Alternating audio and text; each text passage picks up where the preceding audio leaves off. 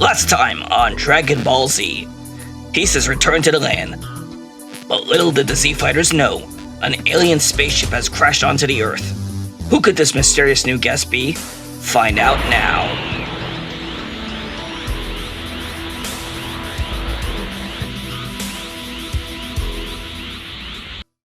In the world of Dragon Ball Z, you belong in one of two camps, Team Goku or Team Vegeta.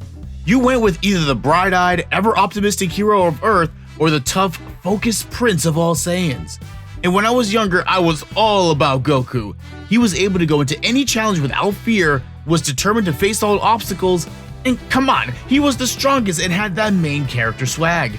But as I've gotten older and whenever I go back to the series, I find myself connecting more with Vegeta in a way I never did before. And what I've discovered with our Saiyan Prince is the importance of the two-sided coin of pride. How does pride work for and against Goku's right-hand man?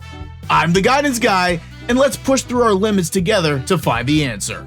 And I really shouldn't have to say this, cause who hasn't seen DBZ and is watching this, but I'ma say it anyway, be careful of the spoilers for Dragon Ball Z. And while you're here, I did a mini on Piccolo a while back that challenges how we see power from the perspective of everyone's favorite Namekian. And also be sure to do the YouTube thing, like this video, subscribe if you're not already, and turn on those notifications so that you know when your internet school counselor drops a new video. Pride is kind of a funny thing. On one hand, it's something that can give us strength to our convictions and confidence in who we are, but it can also make us intolerable human beings. And let's be real here, we see both these scenarios play out in our combat genius. We've seen Vegeta's pride be both a source of power for him, as well as the very reason for some of the falls that he's taken in his life. Let's take a look at the whole picture to see what we got here. And trust, Vegeta's pride is evident in the first few times we see our boy in DBZ. While he and Nappa are skipping around the universe on their way to Earth, Vegeta has the swagger of a man who does what he wants, when he wants, and acts accordingly. Now, he ain't the kind of fool who's all talk and can never back it up. He backs it up. If he doesn't like you, if you piss him off, you're done. Plain and simple. And it doesn't matter if you're a friend or foe. Cause remember what he did to Nappa when his top lieutenant couldn't take out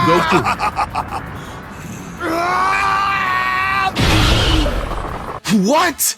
Okay, I need to say something. What's with the homeboy licking his chops while his sidekick gets offed? This guy was sick back in the day. All of this comes from Vegeta's confidence in himself and his heritage. He knows he's big and bad, and he knows why he's big and bad. As a Saiyan, a member of the greatest race of warriors in the universe, and being a royal member of that feared clan, he believed that there was no one who could beat him, and that no one would beat him. And because of this conviction, it turned into a self-fulfilling prophecy. But this prophecy didn't foretell of a certain low-class Saiyan who flies around on a cloud. We know that Vegeta took a long time to warm up to Kakarot, and a major reason why is that stubborn pride of his. In his mind, there was no way that this basic Saiyan, this backwater hick of a warrior from a backwards planet, could stand against him. It was Vegeta's job to put Goku in his place, to show him the hierarchy of their people, with the prince on top and the dopey farmer far beneath him. But that's not how that fight went down, and we see Goku go blow for blow with Vegeta, as well as let him retreat to heal up when the fight was over. And it was at this moment that turned out to be one of the biggest turning points in the Dragon Ball story. Think about it, if Goku had allowed Krillin to finish off Vegeta, then we would have been deprived of one of the greatest villain to hero stories in all of anime. Granted, Goku has gone on to pull that same move multiple times to the wrong people, but this one time that dope did the right thing in sparing his enemy. And though Vegeta was eventually able to recover physically as the Z Warriors headed to Namek, no rejuvenation chamber was going to heal that wounded pride of his. But utterly decimating the Ginyu Force? It could help. We see his confidence growing again. He thinks that as he picks off his former colleagues, that he could be the one to destroy Frieza, the one who subjugated and annihilated his people. But that pride takes another massive hit when Frieza shows him the gulf in power that exists between them, and Vegeta is now forced to rely on that same clown who shocked him on Earth not too long ago to be the liberator that he couldn't be. And this began a trend that we see with Vegeta as we continue in DBZ. We see our prince train himself to reach his potential in an attempt to surpass Goku. He reaches a new level, only to be completely decimated by an outside force, leaving the good old Kakarot to step in and do some janitorial work and clean up. We see it in the Android Saga where after finally becoming Super Saiyan, Vegeta gets wrecked by 18. Then again in the Cell Saga when Super Vegeta wasn't enough to take down Cell. Then fast forward some years and we make it to the Buu Saga. Goku may be gone, but Vegeta still got his goals. He now wants to train his son Trunks to surpass not just his son's friend Goten, but Gohan as well. All this gets interrupted though by the arrival of Babidi and the imminent threat of Majin Buu. And when Goku is called back into action to lend a hand, Vegeta's pride takes another massive hit. Despite all the training, all the grinding he'd been putting into catching up with Kakarot, he's still nowhere close to his level. And it's at this point that Babidi was able to take over Vegeta, giving him a dramatic increase in power, but at the risk of him losing whatever humanity he had gained up until that point in the last few years. It's not until the bubblegum blob itself starts its rampage that Vegeta takes a stand and makes the ultimate sacrifice in order to protect his wife, son, and yes, even his arch rival. Then he and Goku team up to fight the Majin Menace and finally put him down for good, and peace returns to the world. Well, at least until Dragon Ball Super starts. But now that we've gone through the full story of this man's life, let's see how his pride both built and broke Vegeta in DBZ. When looking at the two-edged sword of pride, it can be both a help and a hindrance. And in the case of Vegeta, we see both the light and the dark. So let's start with the dark side of pride. First, pride isolates. This may be hard to see at first because even in his days as a straight-up villain, Vegeta had his crew.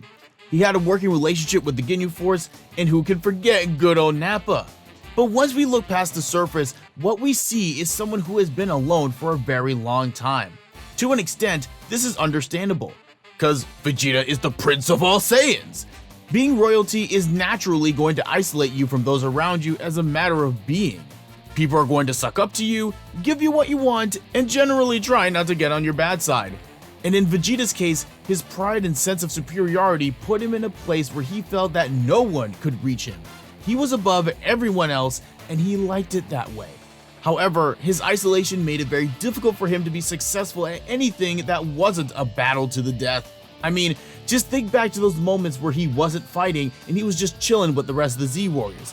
He has no idea what to do. And what about his relationship with Bulma? Yeah, we see that they're good now and how much he cares for her. How dare you! That's my power! But let's not forget where that started. They might as well have been reenacting Beauty and the Beast. Thankfully, the rest of the crew was very patient with him as he got used to life on Earth and the slow but eventual development Vegeta made as a character. But they had to get past the massive barrier that he had built around himself. The second problem is that it wrecked his self-awareness. Just like how I discussed in a previous video how a lack of self-awareness has been handicapping Boom Boom Boy Bakugo and quickly turning him into a mini Endeavor, we see the same thing with Vegeta. How many times has Vegeta been wrecked in a battle that he was just convinced he was going to win? He believed that he had reached the height of his powers, that he was invincible, that anyone who was foolish enough to stand against him was a dead man walking.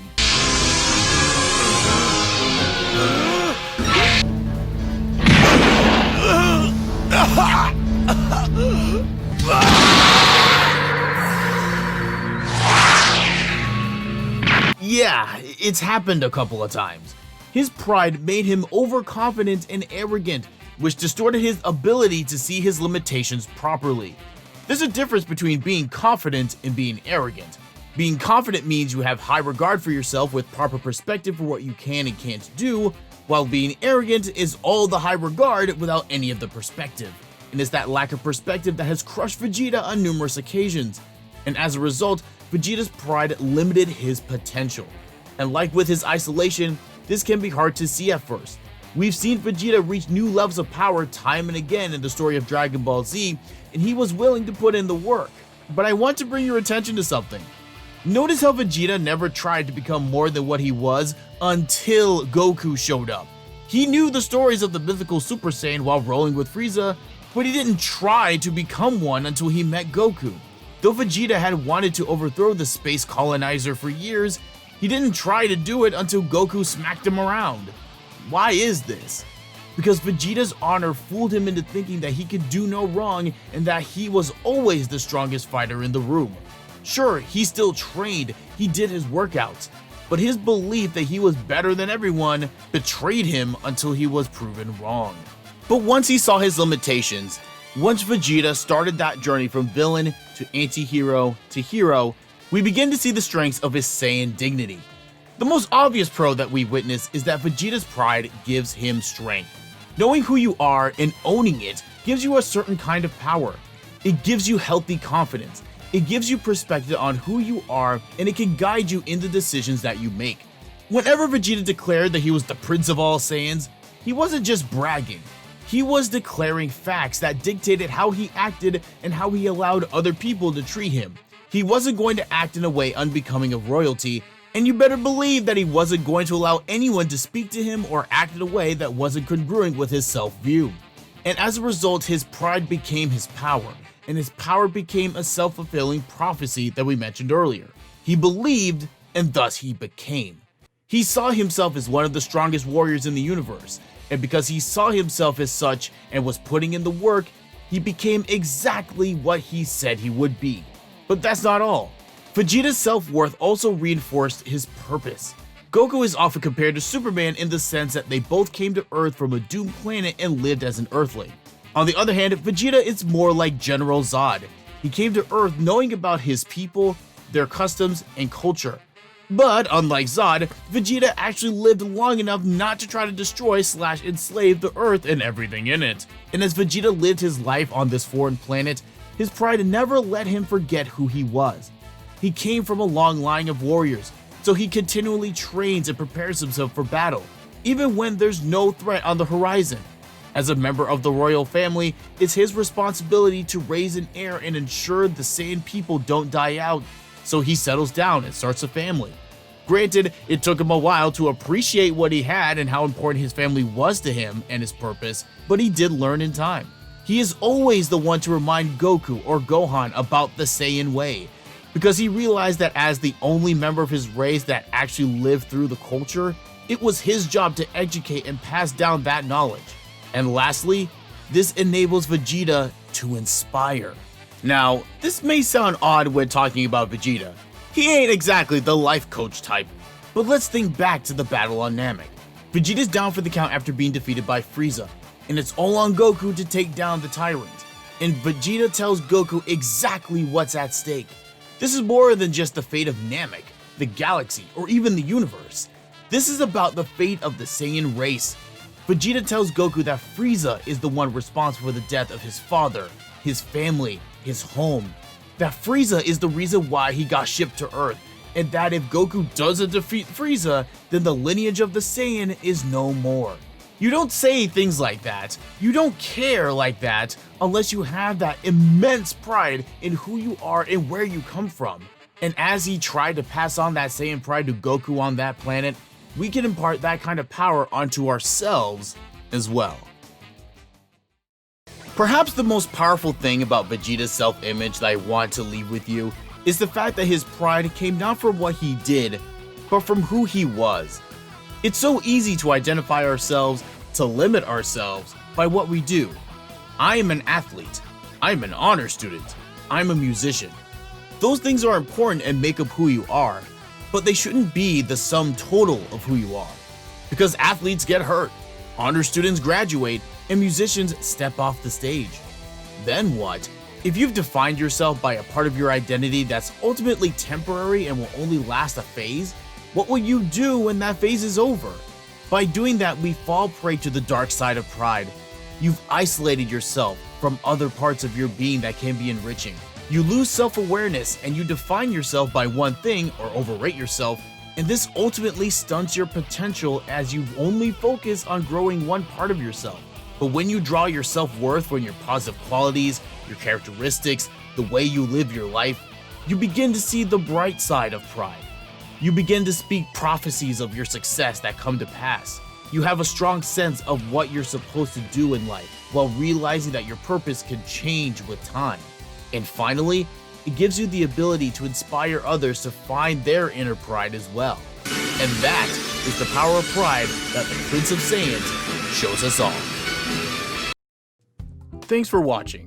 Let me know in the comments what other characters and franchises you'd like me to discuss next.